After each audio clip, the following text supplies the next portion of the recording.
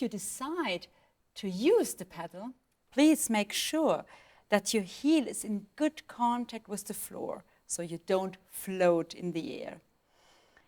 And please pay attention that you use only the front third of your foot to press the pedal, so you can move it very fast.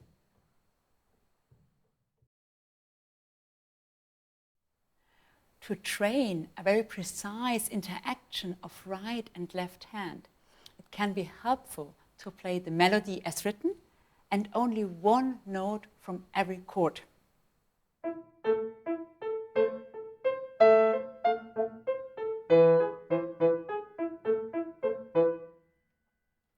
And then melody plus 2 notes from every chord.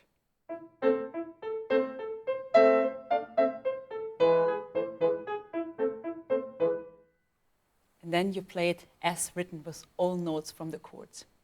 Then you can play it on the piano lid.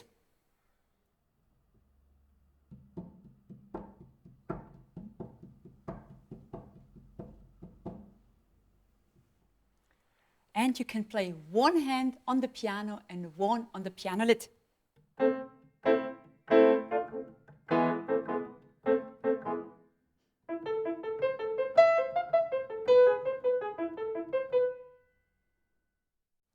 Now you can play the chords as written, and every note in the melody you can play twice, where right and left hand come together, like that.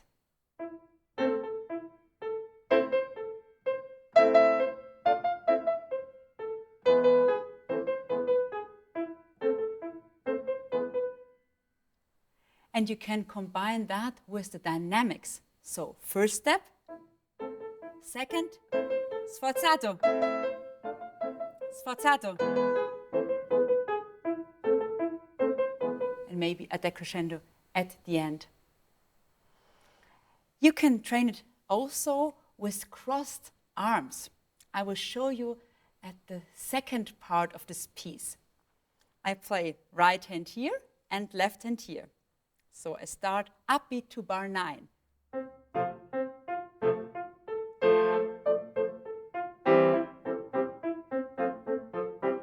And the other way around.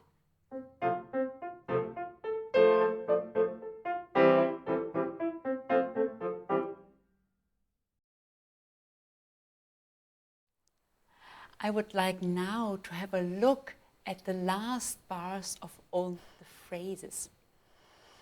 The first 3 bars of every phrase are repeated, but the 4th bar, the last bar, differs throughout the piece.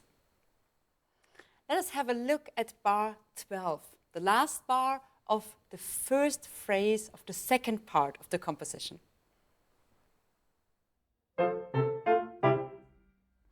You can pronounce loudly here one of the voices, for example, the bass line, F, C, A, C. And you do so with all the voices, of course.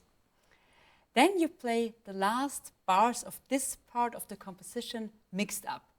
I play bar 12. Now bar 16. Now I combine it with the bar before that. So I start in bar 15. And now in bar 11. And then I play mixed up all the last bars and the bar before throughout the whole piece. I start in bar 3. Now I play bar 15. Now I play bar 23. I wish you now a lot of joy practicing and playing this sparkling study.